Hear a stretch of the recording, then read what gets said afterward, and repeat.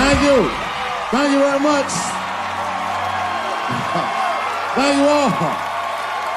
Oh, wow. Boy, that was exciting, wasn't it?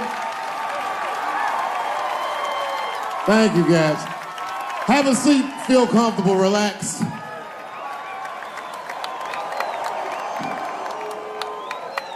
I want to thank everyone in LA for a wonderful week. It's been great here. You know what?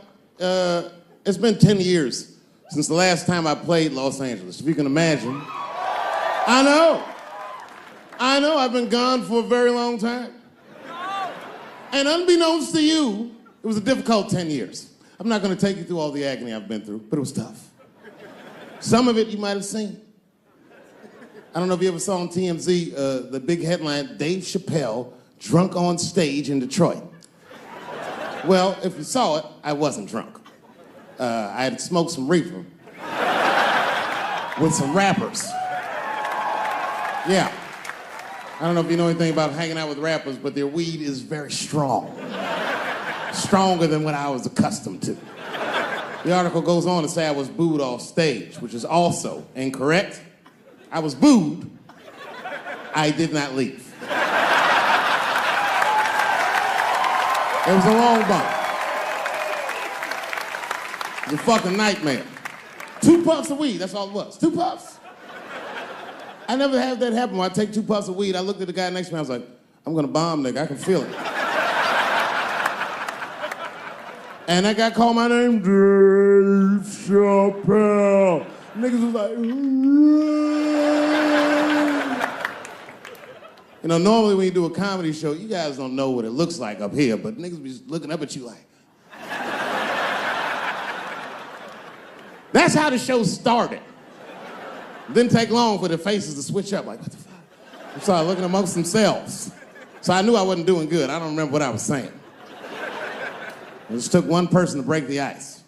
It's a black lady with a Ford Motor shirt on. She stood up suddenly. Fuck you, Dave Chappelle. I said, excuse me?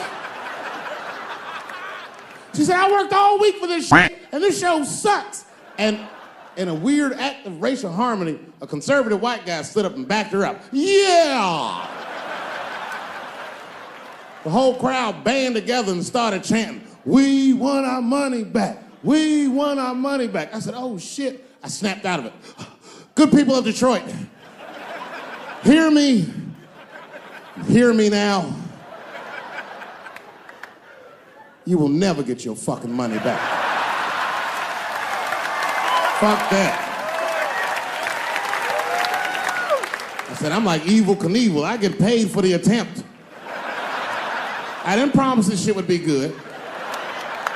Boo, they said, fuck you. This went on for a long time. And then after the show, I felt so bad, I took half of the money from the show, thousands of dollars. I said, I'm gonna give this to charity. You know what I did? I bought $25,000 worth of bubble gum and drove around Detroit and handed it out to the homeless so they could chew it and still be hungry.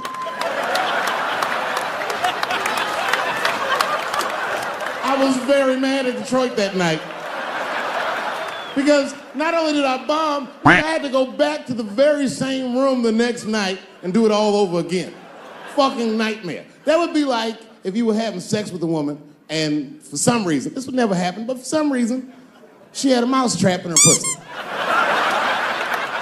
You get caught in the trap. And then you gotta fuck her again tomorrow night. I'd still do it, but you know, I'd be careful the next time. The old mouse trap in the pussy trick, eh? Fool me once.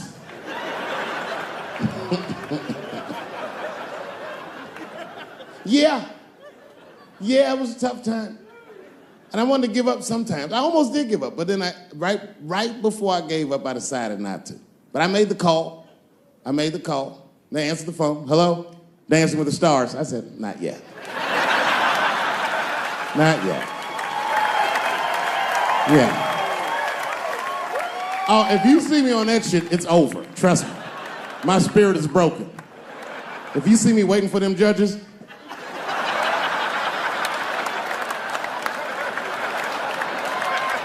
getting critiqued on my cha-cha, fuck that. I've been hanging out in there. I haven't been working in LA, but I come out here and hang out and shit. I was out here a few weeks ago. I almost got arrested. I'm not bullshitting. This happens to a lot of black people. What happened was, I was coming out of one of those nightclubs in Hollywood, and my friend saw me. I guess I was wobbling or something. So he just rolled up. It's a good friend of mine. He's like, "Hey, Dave, give me the keys." And I was like, "All right, nigga, just take the keys." And I got in the passenger side of my car, and he drove it. And it was fine. Just talking, chopping it up. And then on the 10, the blue and whites hit us. Now, I should tell you, the friend that was driving me was black, which really doesn't have anything to do with the story, other than to let you know there was fear in the car. Not my fear. I'm black, but I'm also Dave Chappelle. So I figured, you know, shit'll probably be fine.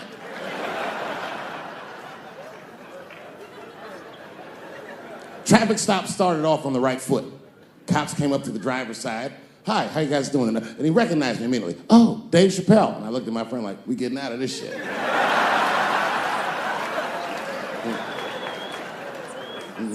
And then he says, "You know, you guys were swerving in the lane. Do you mind just stepping out the car for a second?" Still no cause for alarm. I looked through the rearview mirror. The body language of the arrest looked good. He was talking.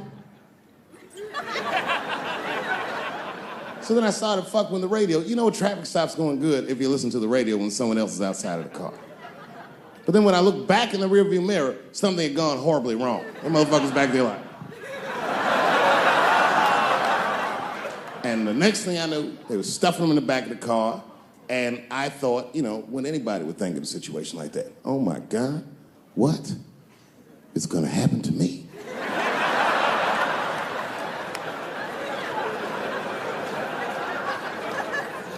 And the police walked up to the window. "Mr. Chappelle, we had to arrest your friend. He refused to take our breathalyzer test." I said, "That motherfucker." Not complying, that's odd. "So, officer, what's gonna happen to me?" "Well, you're fine. We're just gonna have to ask you to step out of the car so we can impound the vehicle and we'll arrange for you to have a ride home." I said, "Oh, well, nah, I would rather you just give me the keys."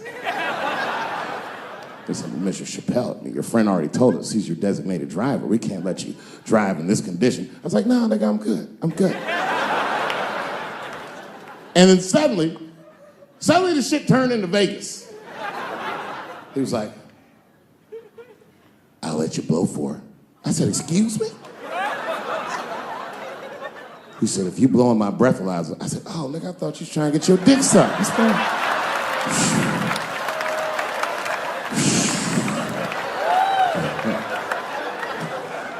"If you blow in my breathalyzer and pass, I'll give you the keys to the car." I said, "Set him up, nigga, let's play." And I blew in that thing, and it made a noise. I said, "Uh-oh." And he looked at it, he said, "Oh, well, Mr. Chappelle, I guess you're free to go."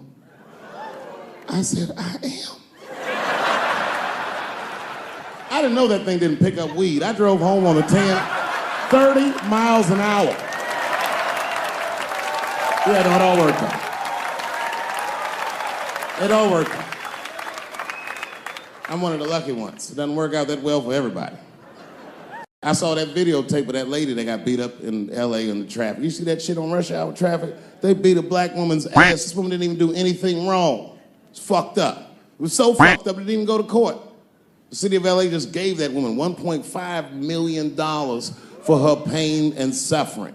That is not bad, considering that's the same amount of money that Marcos Maidana made to fight Floyd Mayweather the second time. And this woman obviously hasn't trained a day in her life. You can see it on the tape. She didn't come to fight. Her guards were low. She was taking a lot of shots.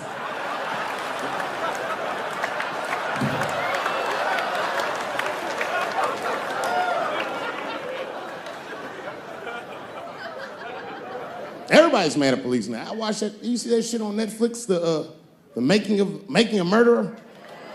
The Stephen Avery story? Yeah, well, if you haven't seen it, check it out. Stephen Avery is in more trouble than any white person in the history of the United States has ever been in.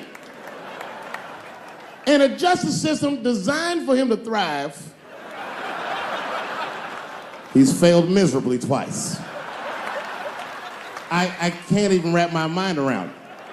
If Making a Murderer was about a black dude, that shit would be called Duh.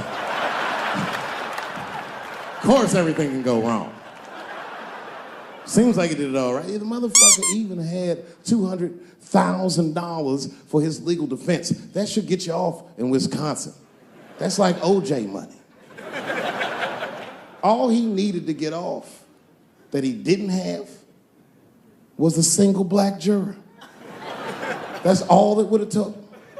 Because only a black dude in the United States can look at 11 other dudes and be like, I think the police did this shit.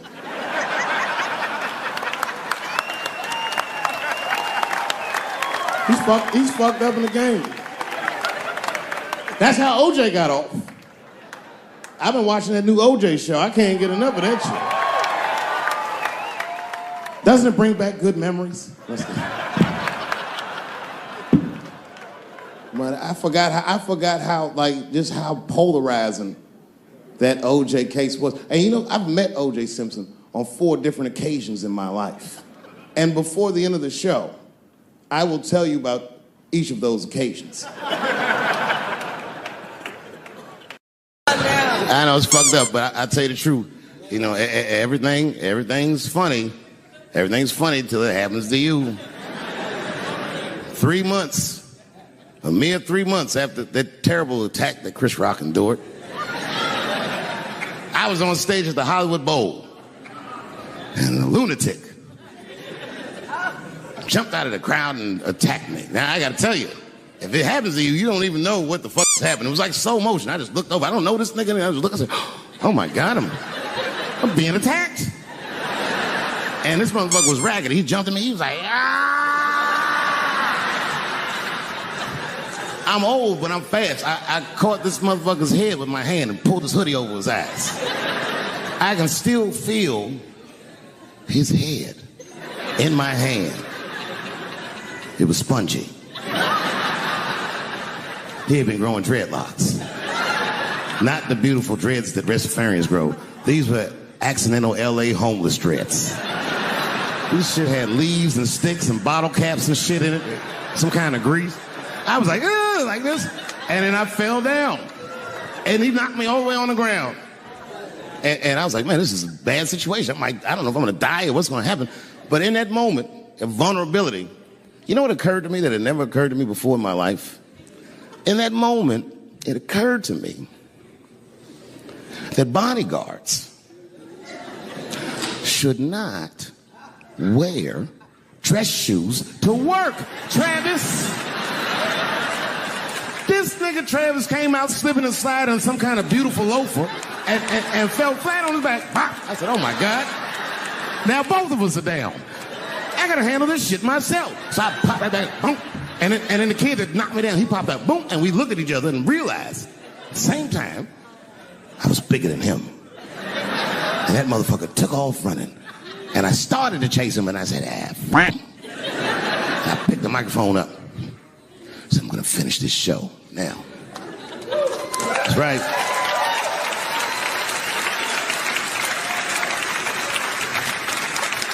For 3 months before that, I'd been making fun of Chris Rock. And people would ask me all the time. They'd say, Dave, what would you do if you were Chris Rock and Will Smith slapped you in the face? And to this day, the answer is the same. Well, I don't know what I would have done. I've never been in a situation that extreme. But I do know now what Will Smith would not have done. And that is enjoy the rest of his evening. Man, listen. We gave that kid a good while. We was whooping his ass. Not we. I mean, I was on stage trying to think of a joke to tell, but they was beating this nigga up right behind me. Everybody could see it. Everybody could see it. And I'm sitting up there trying to think of what to say. And I'm tongue-tied. Me, of all people, can't think of anything to say. Look at my karma. Just that moment. Of all the people in the world, Chris Rock walks from backstage, walks up to me in front of 20,000 grabs the mic out of my hands and looks at the crowd and goes, "Was that Will Smith?"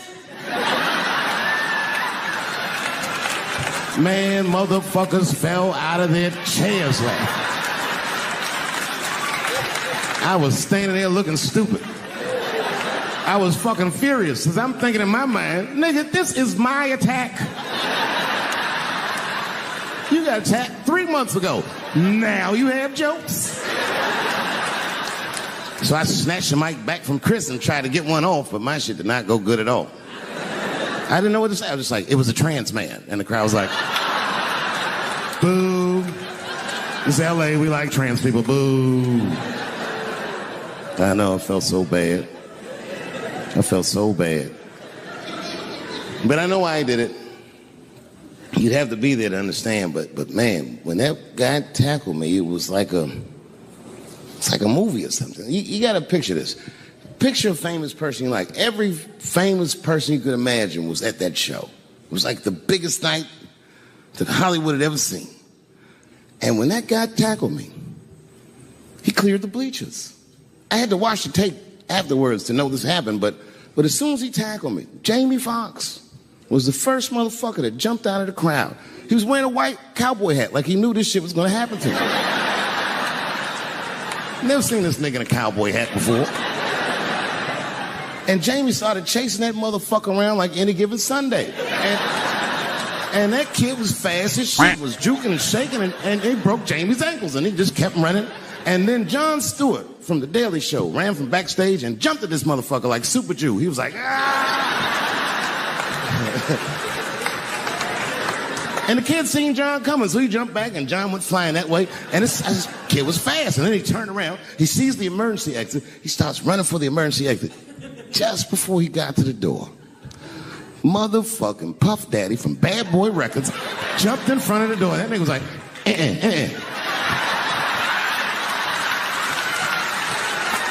Boy, Puffy got that motherfucker. And then every celebrity just ran out, because every celebrity saw themselves in me, and they just started beating the fuck out of that kid. And I know Chris was backstage looking like, nobody helped me.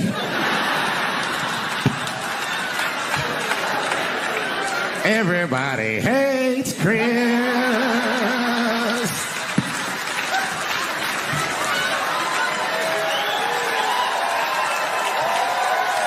Thank you. Thank you. I like not knowing what's going to happen. I like making memories. Sometimes I do all this crazy around my colleagues just so that they can tell their friends I did it. But rather than talk about myself, just briefly, I want to just talk about my genre. Stand-up comedy is an incredibly American genre. I don't think any other country could produce this many comedians. And unbeknownst to many people in this audience, I don't think there's opinion that it exists in this country that is not represented in a comedy club by somebody. Each and every one of you has a champion in the room. We watch you guys fight, but when we're together, we talk it out. I know comics that are very racist, and I watch them on stage, and everyone's laughing, and I'm like, that motherfucker means that.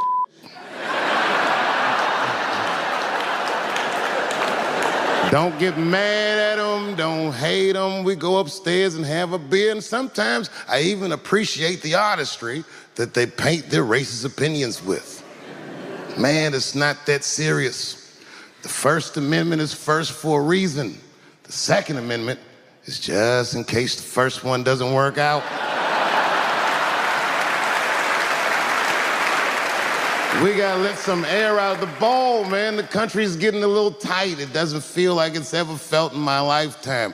So tonight, I am honored that my colleagues are here in comedy and in music.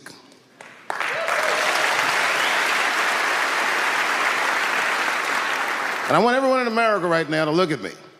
Look at me smoking indoors. I didn't ask anybody, I just did it. What are they gonna do? Kick me out before I get the prize? No, nigga, this is called leverage.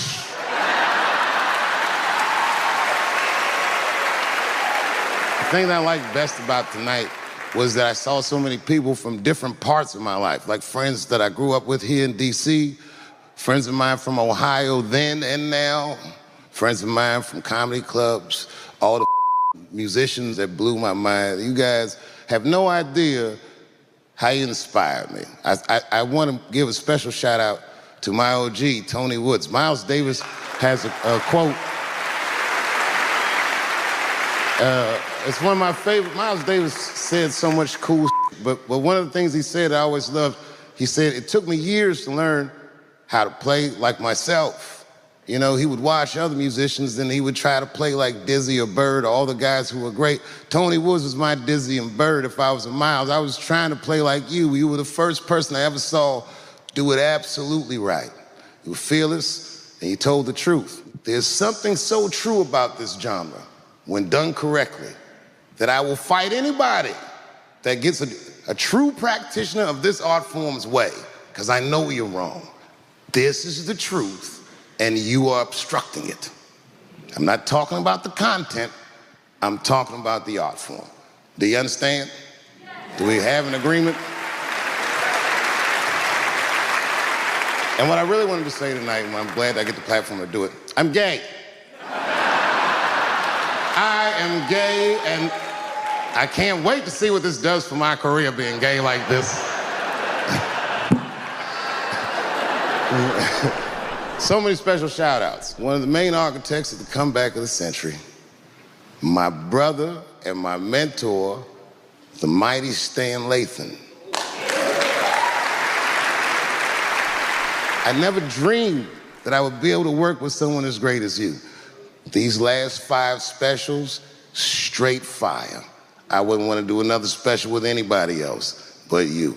So eat your mother vegetables and live as long as you can, because we doing a few more of these bitches. Neil Brennan, your speech made me cry, because it reminded me of all those hard days of work and all that money I never got for it.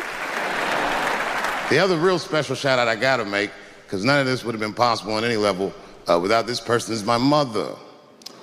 Mom. My mother. Mom. You have no idea what I put this woman through. If you had just given birth to me, that would have been more than enough. But the fact that she raised me and raised me well, we had a real oral tradition in our house. I knew the word griot when I was a little boy. A griot was a person in Africa who's charged with keeping the stories of the village. Everyone would tell a griot the stories, and they would remember them all so that they could tell future generations. And when they got old, they'd tell them to someone else. And they say in Africa, when a griot dies, it's like a library was burnt down. And my mother used to tell me, before I ever thought about doing comedy, she said, you should be a griot. And she'd fill me with every story of black life. You know, she's educated in African-American studies, and she would let me understand the context that I was being raised in, that I'm being raised in a hostile environment that I have to tame. By the time I was 14 years old, I was in nightclubs, mastering an adult world. It was terrifying. The crack epidemic was going on, and my mother would hear gunshots outside and be scared to death. Maybe it's my son. But early in my career, if you remember, Mom, you used to sit in the club with me.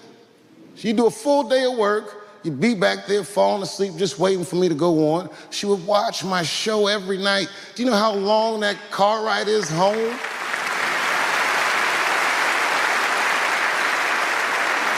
How many of you have ever heard your mother say, jokes were a little too much tonight, son?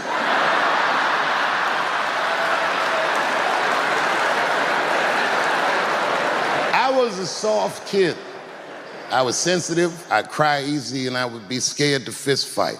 And my mother used to tell me this thing, I don't even know if you remember, but you said this to me more than once. You said, son, sometimes you have to be a lion so you can be the lamb you really are. I talk this like a lion. I'm not afraid of any of you. When it comes word to word, I will gab with the best of them, just so I can chill and be me. And that's why I love my art form, because I understand every practitioner of it. Whether I agree with them or not, I know where they're coming from. They want to be heard. They got something to say. There's something they notice. They just want to be understood. Love this genre. It saved my life. So tonight, Mom, I would like to honor you in a very special way that I cannot do on my own. But because now I'm a man with great and influential friends, I'd like to ask my man Thundercat to come out on the stage. Thundercat, the Mighty Most Def. Washington, D.C., thank you very much for giving me a home and a place to start. Today is officially Dave Chappelle Day in Washington, D.C. The mayor declared it last night. Okay. Before I did Killing Him Softly, when I was 22, HBO gave me the biggest opportunity of my life at that time. They gave me a half-hour special, but this shit was not like a special, you know what I mean? It was like, it was generic. It didn't even have a title. It was just Dave Chappelle.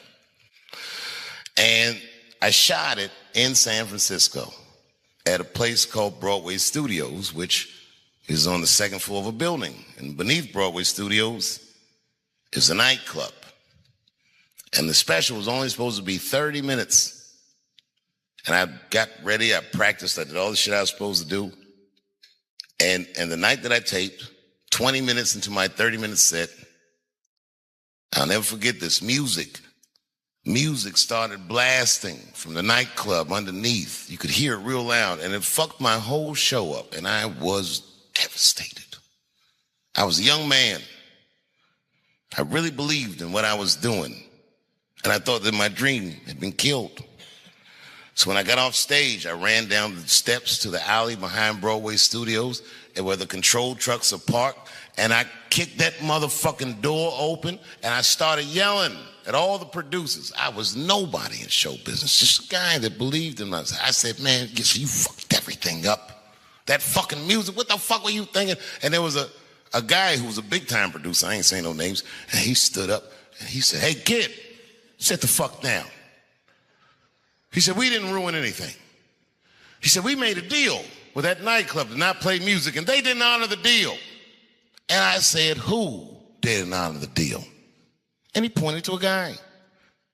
I'll never forget it. It was an old white man sitting in the Ford Taurus by himself. And he said, that guy right there. And I didn't waste no time or ask no questions. I went to that Ford Taurus and I beat on that window and I said, open the door, motherfucker, I want to talk to you. And that old man looked at me for 1 second and wisely drove the fuck off.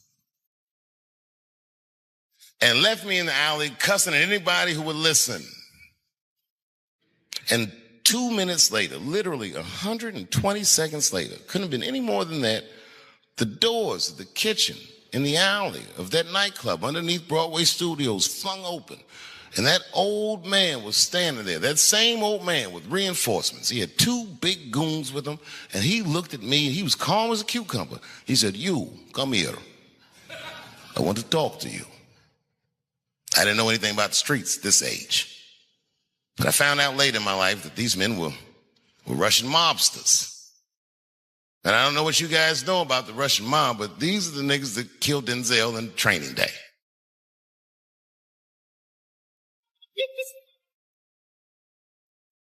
And all the producers knew what I was up against. They said, Dave, do not go in there. And I said, fuck y'all. And I walked right into that kitchen, and they closed the doors behind me, and it got dark as fuck in there. And I knew, I'm not dumb, I knew I was in a bad situation.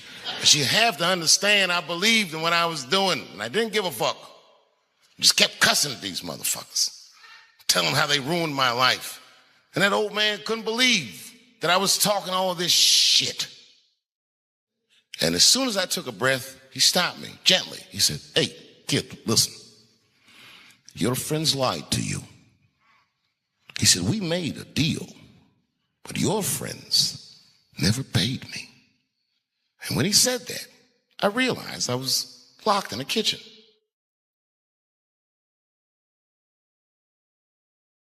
And I realized he was telling the truth, which would make me wrong. And the very moment that I realized I was wrong, for the first time, I was afraid. You see, It's a funny thing if you believe you're absolutely right. You can get drunk off the feeling of how right you are. That's why gay people are so mean.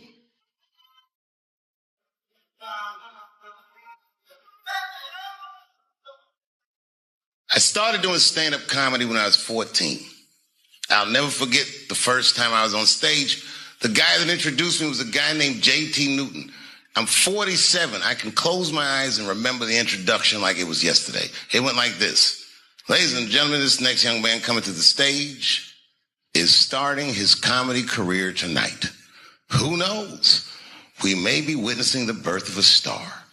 Please welcome Dave Chappelle.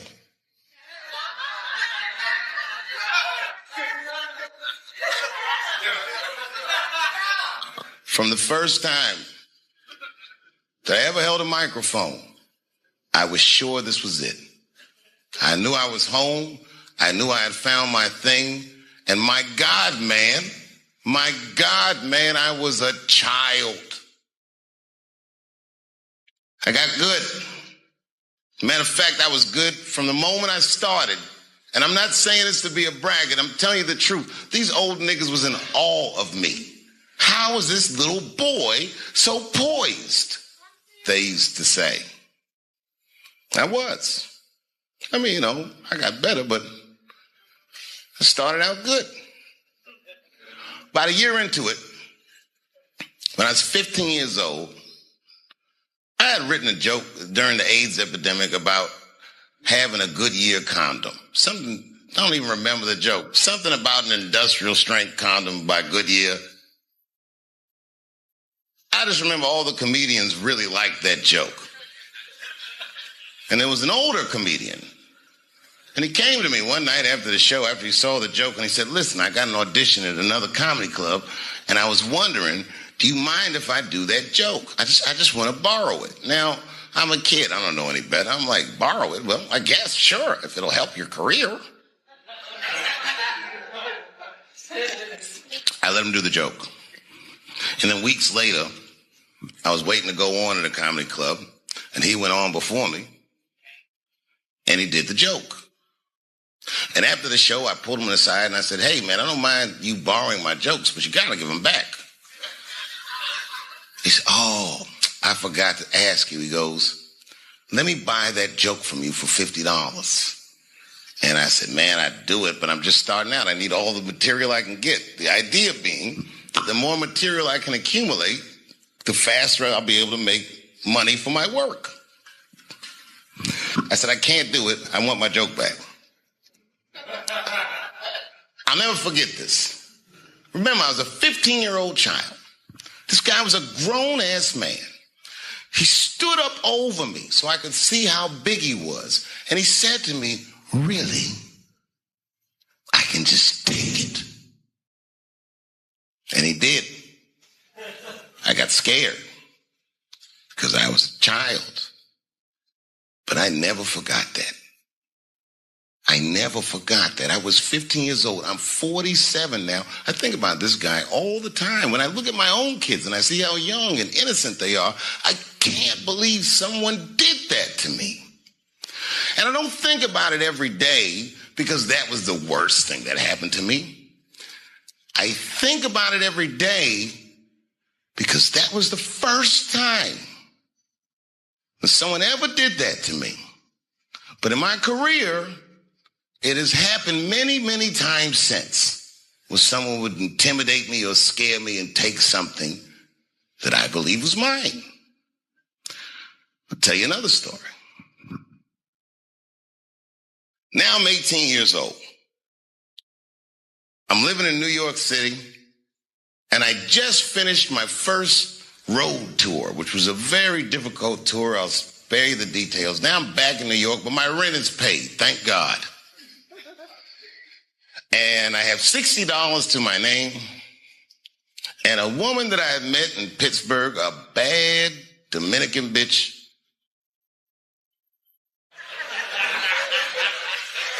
was coming to New York. She was going to spend the weekend with me.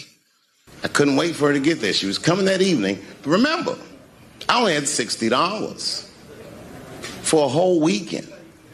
to entertain a bad bitch. Now I'm walking through Greenwich Village, and I see something I've never seen before. 3-card Monte. You know what that is?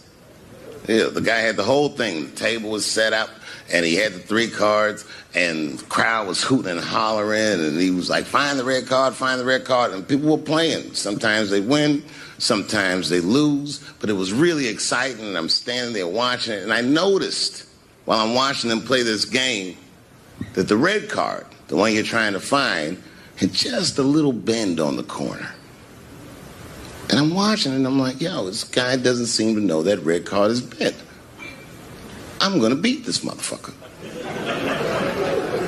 And I walked up to the table, and I said, let me play a hand. And I put my last $60 on that table, and he starts to shuffle and find the red card, find the red card. And I kept watching that bent card go around the table, make sure I kept my eyes on that bent card. And when he stopped shuffling, and he said, find the red card, I pointed to it with confidence. Here it is right here. And he flipped it over, and it was black. And he took my money. I couldn't fucking believe that. How did this nigga do that? Was that magic or sorcery? I was confused. So you know what I did? I sat there, and I watched him for a real long time play the game. And I realized that all those people who was doing all that hooting and hollering and betting, my God, they were his friends. They were in on the whole thing. I felt so wronged. I felt so stupid. And then the next sucker came up to the table and was about to put his money down. And I said, fuck that, man. Don't put your money there. All these niggas is in on it. It's a trick. And when I said that, the guy that was dealing, and this motherfucker was huge, snatched me up by my collar. Feel how strong he was when he grabbed me. I was a skinny little guy. And he was gonna maul me. And the only reason he didn't, I'm sure, is because he saw the fear in my face. And that fear, he looked at me. I saw his eyes go from hard to soft. He softened. Then he looked at me like the way a father would look at a child. And he said to me, young man, don't ever come between a man and his meal. I never forgot that either. Most niggas would have to run the streets for years to learn a lesson that profound. It took me 2 seconds. Never get between somebody and their paper. Taking a man's livelihood away from him is akin to killing him.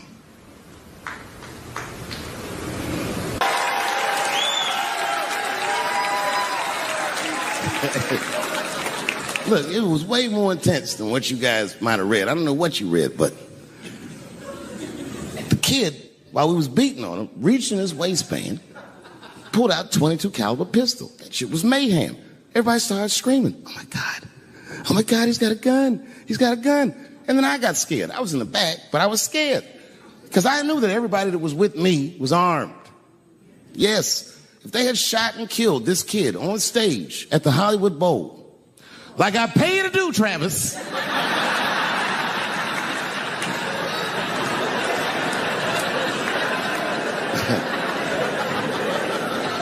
but Travis G'd up. Travis wrestled the gun out of the kid's hand, and then he took it like this and tried to chamber the round, and he couldn't. So he pulled the trigger, and it wasn't a gun. A knife blade popped out of the front. I guess this kid was going to stab me. Some scary shit. So the next night, even though I didn't have a show, I said, I got to get right back on stage. And I went and did a show. And someone in the audience screamed out, Dave, what happened with the attack? And I didn't know there was journalists in the room. All I said was that this nigga had a knife that identified as a gun. I got 6 more weeks of bad press for that joke. I didn't even do nothing to this nigga. That's not right. That was not right. And then the New York Post went to the jail and interviewed my attacker like he was some kind of hero. And I read that interview. It turns out the entire attack was my fault. Yes, I triggered him. I didn't mean to. I had done jokes about the homeless. It turns out this young man was homeless. And I mean, there's no way I could have known this. But I will say, for a homeless guy, this nigga had incredible seats.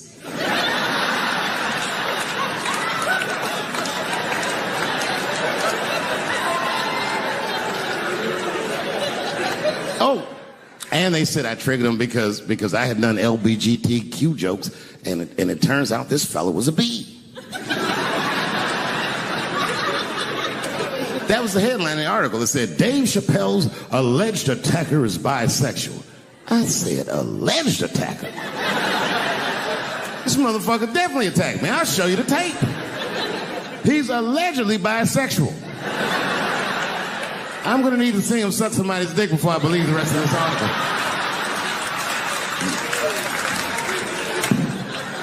I read that shit in the paper. I was horrified. I was like, oh, bisexual? I could have been.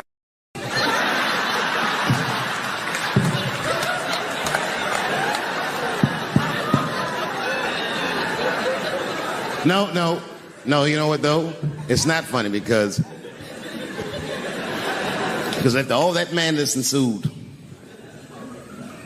I went to the hotel room. I was by myself, and I opened the door, and my wife was in there alone. She was sobbing, like sobbing. I said, oh, my God, what's wrong with you, bitch? Did you get attacked, too?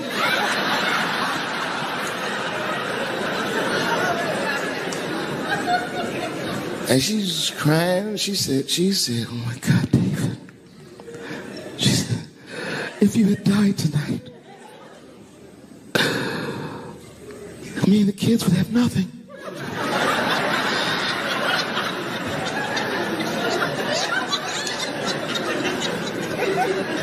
Then I knew it was serious. So I sat down on the bed next to her. And I reached in my pocket, I pulled some keys out that she'd never seen before. She said, what are those keys?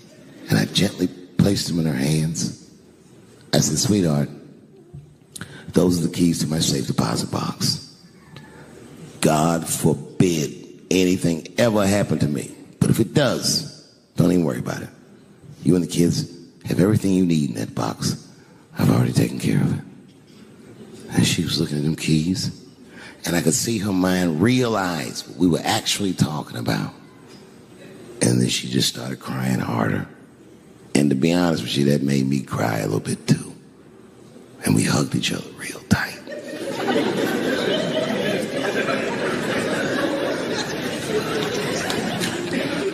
Do you know this bitch looked in the box while I'm alive and well? Who does that?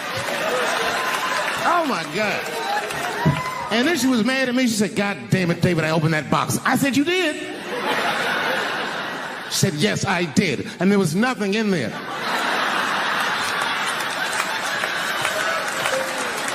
I said, nothing? Oh. She said, nothing except your stupid joke book. I said, whoosh. She said, well, sweetie, look. If you tell those jokes exactly how they're written, you and the kids should be fine. They're really good jokes.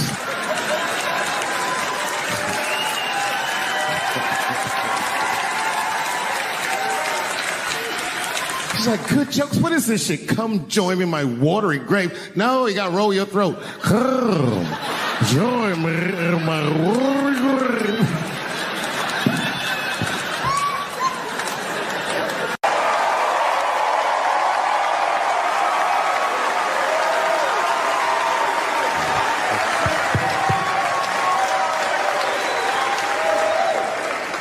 She's an amateur in stature, but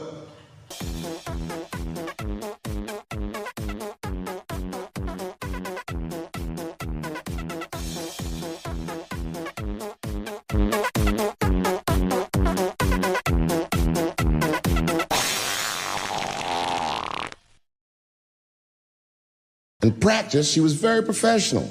She showed up early, which is something I appreciate because I like people to be on time. She was dressed to the motherfucking nines. I mean, I'm transphobic, and even I was like, you look nice.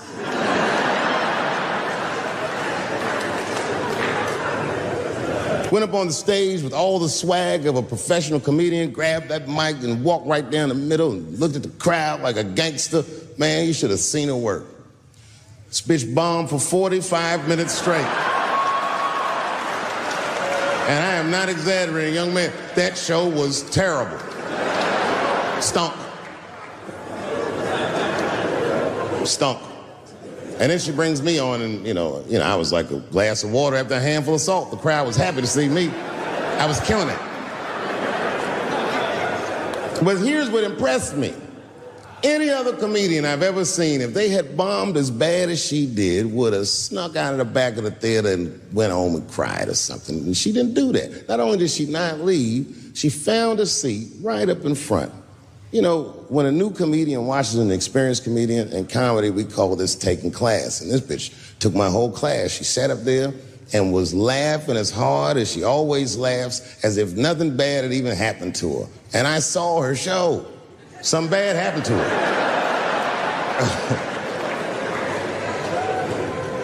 her. She was drunk. So she starts talking to me while I'm on stage. But the way a person would talk to a television when they were alone. She was talking to me like that. That didn't bother me because I knew her.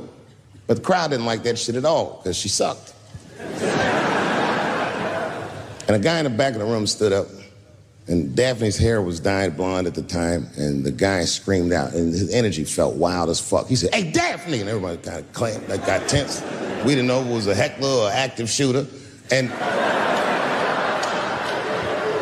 he said,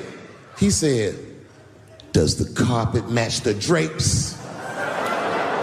Yeah, it was fucked up. The whole crowd kind of groaned because it was so, like, mean. Everybody groaned except for Daphne. She kind of laughed, which was weird. And then she didn't even look all the way back. She said, "Sir, I don't have carpets. I have hardwood floors." Just like that. Just like that. And boy, when she said that shit, it blew the roof off the place. Cut through all the tension. With that one joke, she made up for 45 minutes of a stinker of a show. And after that, she could do no wrong. And I kept on rocking. She kept on talking to me. And then the show became something cooler than a show. It became like a conversation between a black man and a white trans woman, and we started getting to the bomber shit. All them questions that you think about that you'd be afraid to ask, I was just asking them, and she was answering them, and her answers were funny as shit. The crowd was falling out of their chairs. And at the end of the show, I go, "Oh, Daphne," I said, "Well, that was fun." I go, "I love you to death, but I have no fucking idea what you're talking about." The whole crowd laughed, except for Daphne. Now she looks at me like I'm not her friend anymore. Like I'm something bigger than me, like I'm the whole world and a guy. And she said, "I don't need you to understand me." I said, "What?" She said, "I just need you to believe," just like this, she goes, "that I'm having a human experience." And when she said it, the whole crowd kind of gasped. And I gave her the Fight Club look. I said, "I believe you, bitch." Because she didn't say anything about pronouns. She didn't say anything about me being in trouble. She said, "Just believe I'm a person and I'm going through it." And oh, I believe you because it takes one to know one.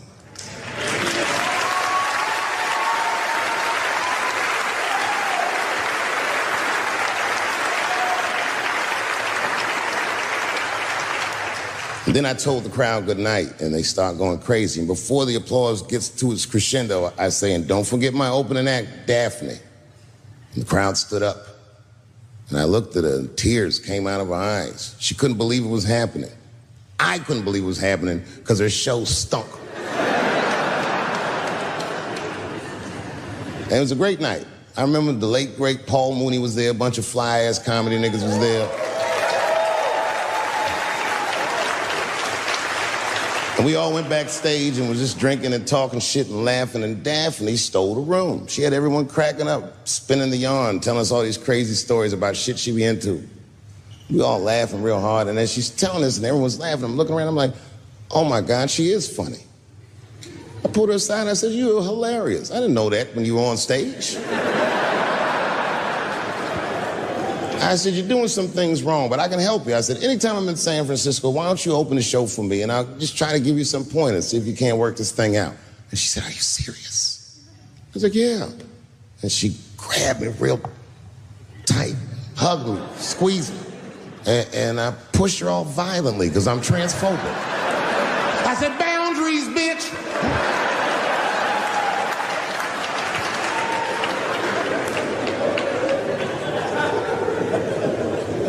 When Sticks and Stones came out, a lot of people in the trans community were furious with me, and apparently they dragged me on Twitter. I don't give a fuck, because Twitter's not a real place.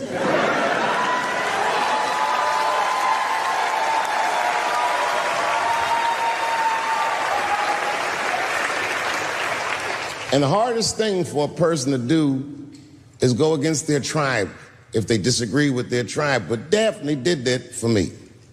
She wrote a tweet that was very beautiful, and what she said was, it was almost exactly what she said. She said, punching down on someone requires you to think less of them. And I know him, and he doesn't. He doesn't punch up, he doesn't punch down, he punches lines, and he's a master at his craft. That's what she said.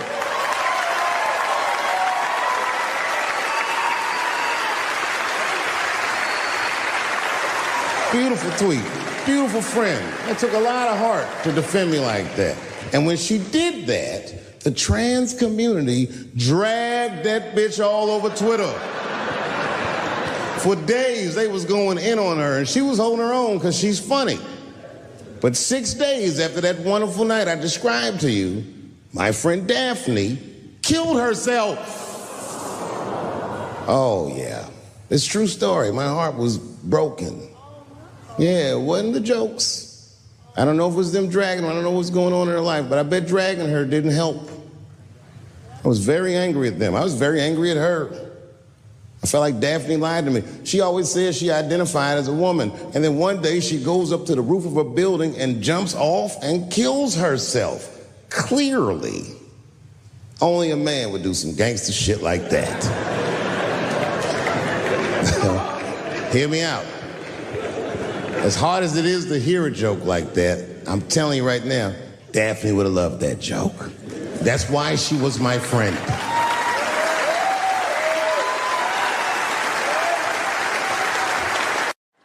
Well, I have some very bad news for the people in the front rows. I heard that some of you paid as much as $800 for your tickets. Sadly, I did this same show a couple weeks ago in Atlanta for $60 a head. Can you imagine?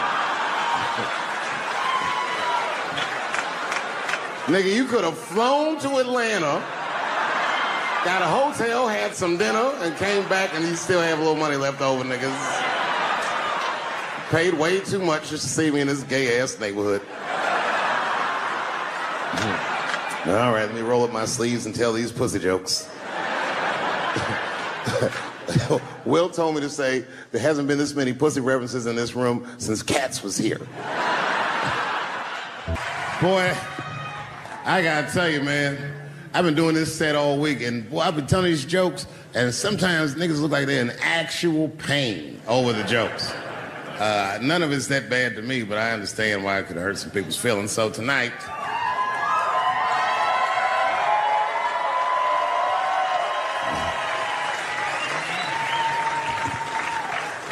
I'm going to give you an opportunity that I rarely give anybody. I'm going to let you say whatever it is you need to say to my face, or ask me whatever it is you want to know. But there are no dumb questions allowed. If you ask a stupid question, you'll be asked to leave. Nah, I'm just kidding. Go ahead. Everyone relax. Come on. Oh, yes, sir, in the front. 2 questions. How often do you write? And can I have a cigarette? All right. First, you may have a cigarette. But remember, this is not jail, motherfucker. This lady right here. I have a question. Do you remember this scene? Oh, I do remember that. Ma'am, I'm going to have to ask you to leave. That's a terrible question. This gentleman in the front with the salmon-colored shirt on. I was wondering if you had any advice for young comedians that you generally give, and... Are you thinking of doing comedy? I've never done it before, but watching you has made me want to try it.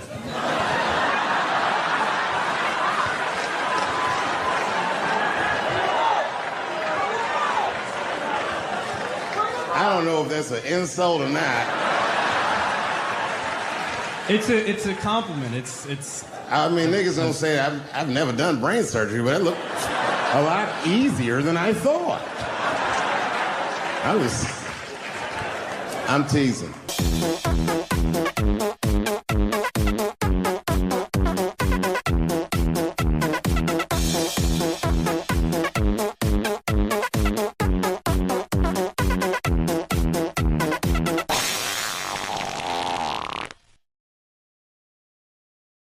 All right, here'd be my advice. Okay, I don't know how comedians start nowadays, right?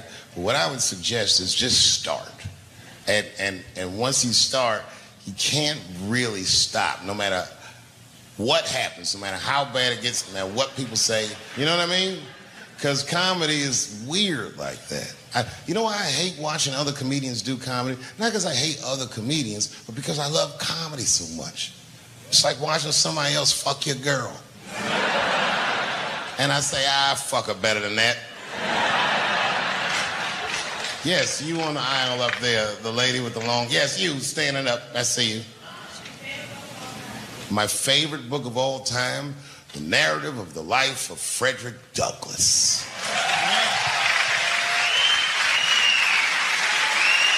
That guy with the baseball hat. Marry, fuck, kill, Michelle, Rihanna, Oprah. Wait, who's Michelle? Oh, Obama. Well, sir, you're putting me in quite a pickle. I can't say I'll fuck Michelle Obama. That's insane. Well, I guess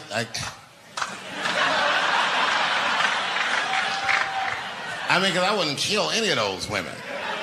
But I'd fuck all three of them.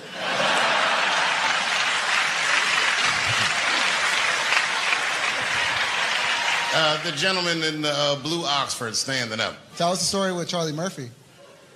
Tell a story about Charlie Murphy? Or your favorite. Boy, there's so many good Charlie Murphys.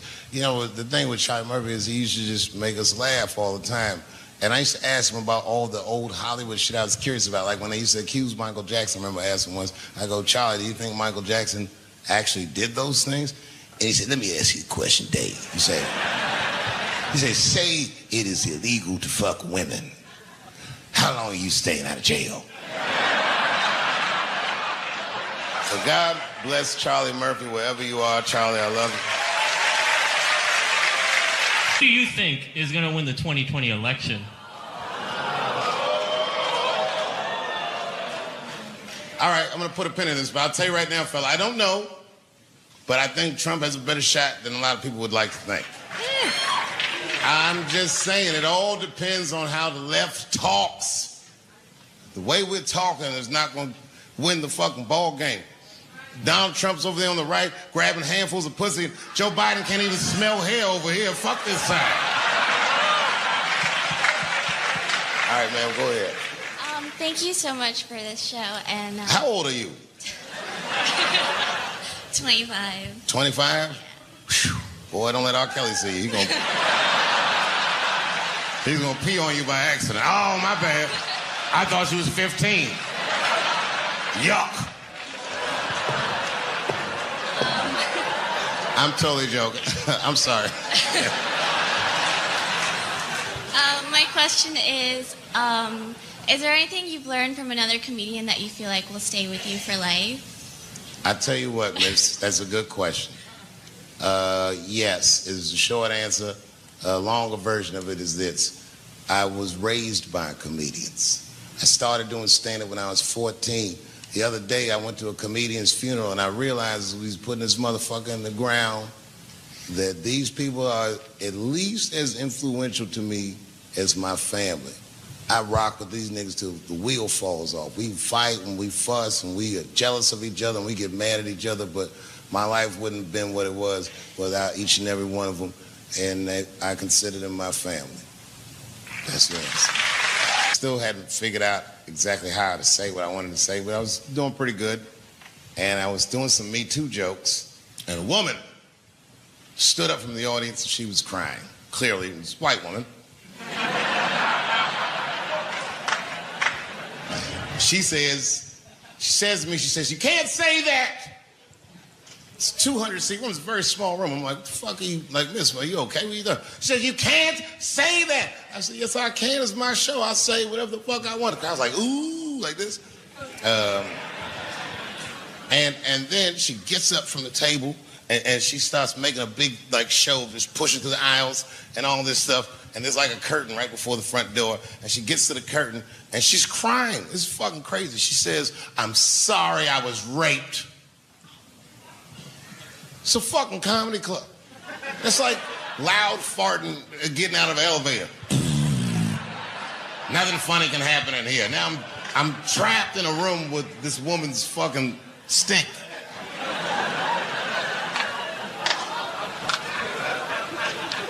And I say, miss, it is not your fault that you were raped, but it's not mine either. Ta-ta, bitch, like this. She storms out. Now the room is very uncomfortable, but I managed to get the crowd back, but I'm like, a little traumatized. Same show, there's a trans woman sitting in the audience. This is a true story. This was like a few weeks ago.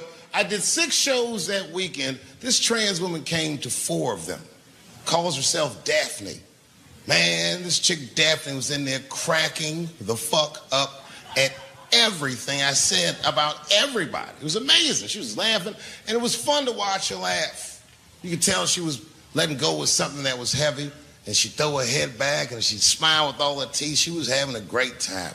And the more fun she had, I felt bad, because I knew I had some trans jokes to unload. And I thought to myself, maybe I shouldn't say these jokes because I don't want to, fuck her evening up. She's having so much fun. But then I thought to myself, well, if I can't say it in front of her, should I say this shit at all? So I let her rip. And to my surprise, Daphne laughed harder at the trans jokes than anybody in the room. In fact, everybody in the room would look at her to make sure it was okay. And I got off stage, I was in the dressing room, I was like, man, this is a fucking weird show. I'm sitting in the dressing room by myself just trying to figure out, what the fuck just happened out there? Why is it that this one woman can't take any of these jokes and Daphne can take all of these jokes? So weird. And then I realized, Daphne used to be a man.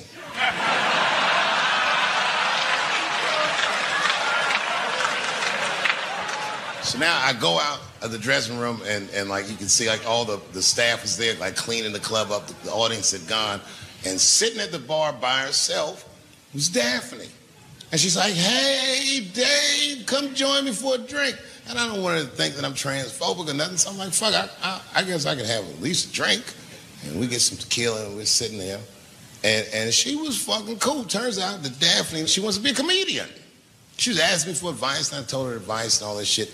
And then she says to me, boy, you sure do get a bad rap for your trans jokes. I said, Daphne, thank you, but you don't have to say that. I hope I didn't offend you. She goes, no. She said, in fact, I read about you in the New York Times. I said, you did? She said, yeah. She said, I thought it was interesting that they blamed you for R. Kelly. They said you normalized him for telling jokes about him. I go, yeah, they said that. She goes, I wonder why they never said that you normalized transgenders by telling jokes about us. And I'd never thought about that. It never occurred to me. And we started making out. And then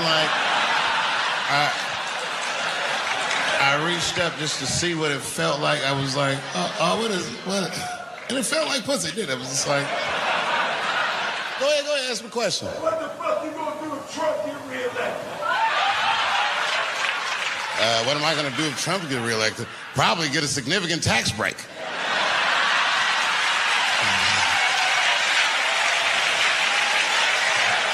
Hey, you wanna know why I don't even talk about Trump in my show?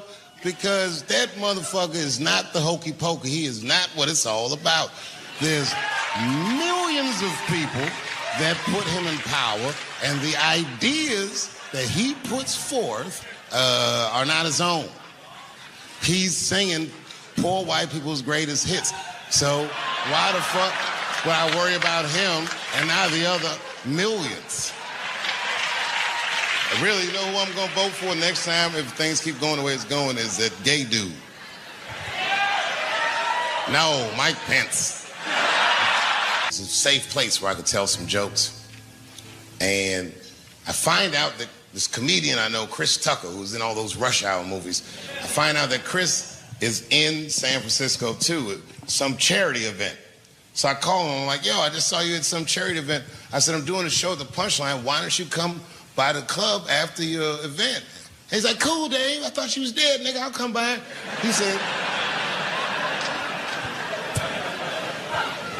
He says, is it okay if I bring some friends? Because, you know, I'm with a lot of people. I go, man, you Chris Tucker. You can bring whoever the fuck you want. And then I show up to the club late that night. I walk into the dressing room, and sitting in the dressing room is Gavin Newsom, who at the time was the mayor of San Francisco, but now he's the governor of California. And sitting next to him was Kamala Harris, who at the time was the DA of San Francisco. Now she's the senator from California that's front-running on the Democratic ticket. And sitting next to her was Al Gore. It's fucking weird. And sitting next to Al Gore was the guys from Google, Sergey, and I don't know how to say these. All right.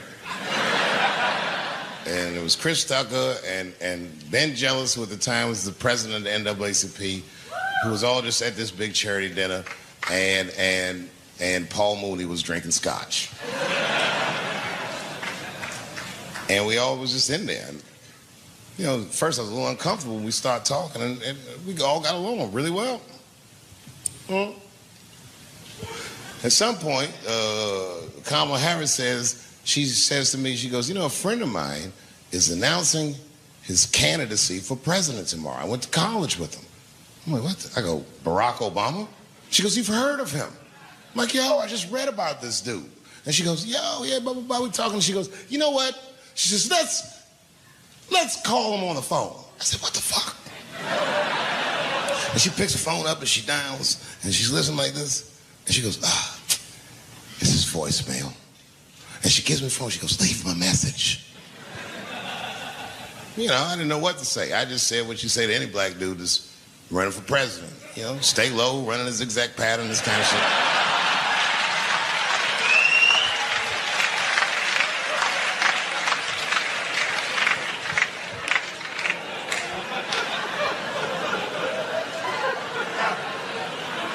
And then the last thing I say is, you know what? I said, sir, well, I really do believe you can do this. Like, man, I'm wishing you luck.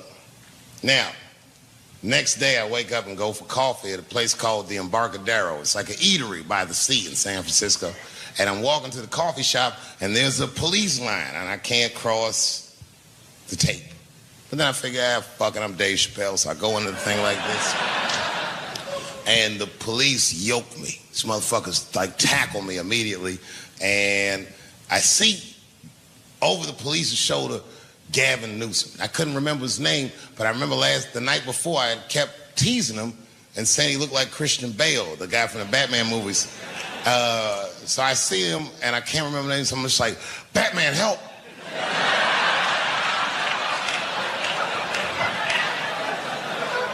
And he stops, he's like, Dave? And then the police see that the mayor knows me, so they all like, oh, sorry about that. And he's like, hey, back up, everybody. And he just picks me up. He's like, I'm really sorry about that. I'm like, I'm fine, don't worry about it. And he's like, listen, I'm here with Prince. Would you like to meet him? I'm like, I know Prince. That's my nigga. And we go around the corner, and it was Prince Charles, the Prince of England.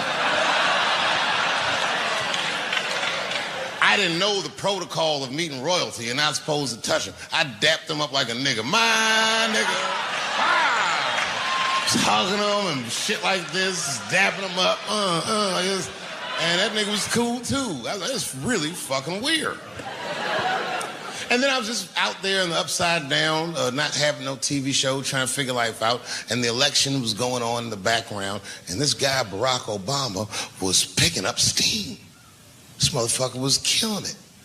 And I had a chance to go to the last debate on the Democratic ticket. And I went. It's me and Chris Tucker sitting in Myrtle Beach, South Carolina. It's the last three candidates. It was Barack Obama, John Edwards, and Hillary Clinton. Now, Obama's a lot taller than Edwards and Clinton, and he had the center podium. And at one point, they're all on stage, and they start fussing, and Obama goes, look, none of us are perfect, like this. And his hands was like this, and there was light shining behind his head, and the other two candidates was looking up at the nigga, and I was sitting in the audience like, this nigga looks like Jesus.